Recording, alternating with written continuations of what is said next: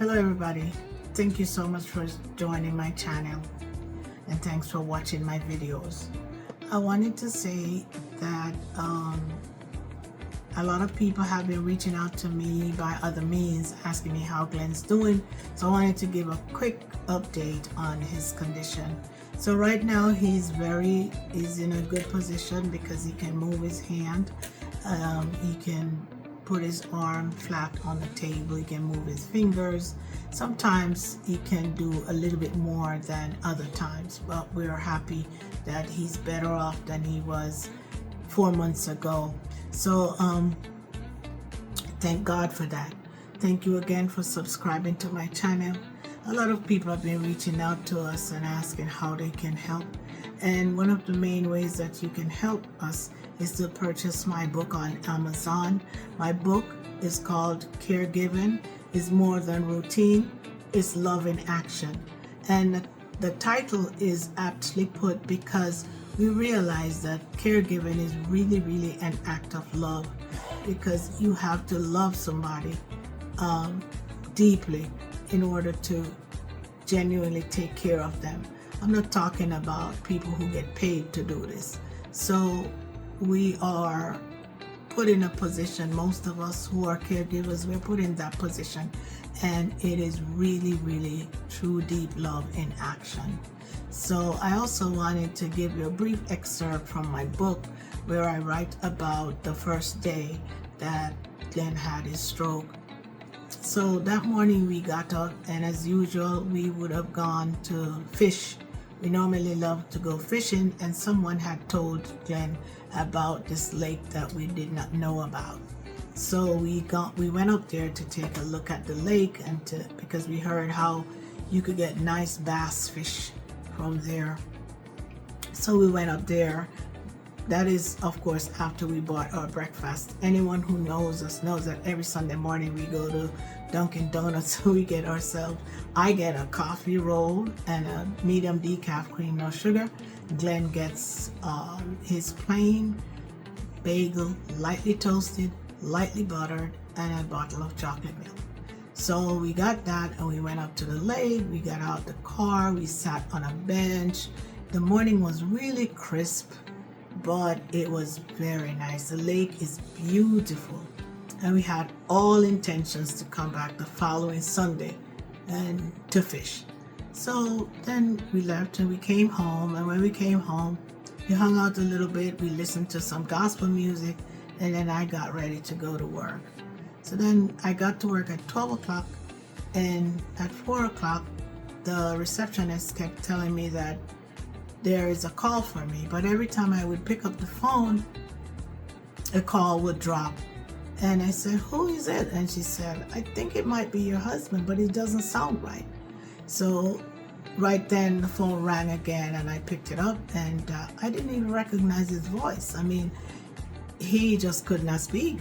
And I was like, Glenn, what's up? And he said, I need you to come home. I think I'm having a stroke. And I was like, okay, oh my God. So I got in my car and I rushed home.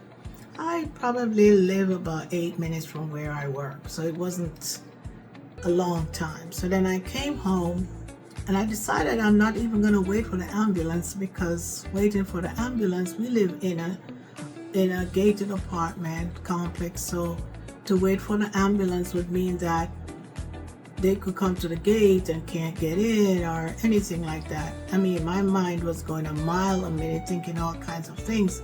So I said, Glenn, get in the car. It's only 10 minutes from here, and I would feel better if I took you. So he got in the car, and the whole time I'm thinking, oh my Lord. It was Sunday evening, so the traffic was light anyway. I'm looking at him going, are you okay? He can't speak. Can't move his right hand, but he's, bowing his head saying, yes, he's okay. I said, do you have any pain? He shakes his head, no. And I'm like, okay, good. So then we get to the hospital. They ran out. I ran in. They ran out, and they grabbed him, plopped him into a wheelchair, and they wheeled him in real fast. And by the time I went and found parking and came back, he was already hooked up. And the doctor came in and he said, Mrs. Doss, I think he's having a stroke. So between the time he said to me that he's having a stroke and I got him to the hospital and the doctor confirmed that he's having a stroke, I realized that our lives would change forever. I was no longer just his wife, I was now his caregiver. So I called my boss and I said, my husband had a stroke, it's confirmed. And he said, so will you be in this week at all? And I said, no, I can't. I said, I have to be with my husband. I have no doubt that he would do the same for me. And he can't talk, he can't walk, he can't use his right arm. Are you saying that I should leave him here? I said, no, I'm not leaving him. He said, well, Maureen, unfortunately, we're not going to be able to hold the job for you. I said, that's okay. The bills will come. The medications will have to be bought. The equipment has to be bought. But we will survive. And we are surviving. So I'm reaching out to my community and I'm asking my community to support me. The way you can support me is by purchasing a copy of my book. My book is on Amazon. We have it in a paperback. We have it in ebook. Please help us by purchasing a copy.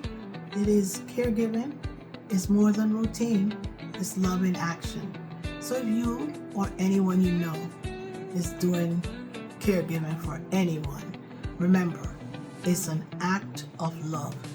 You have to really love somebody and love them the right way to take care of them. Please let us form a community here. Please like, share, and subscribe. Thank you.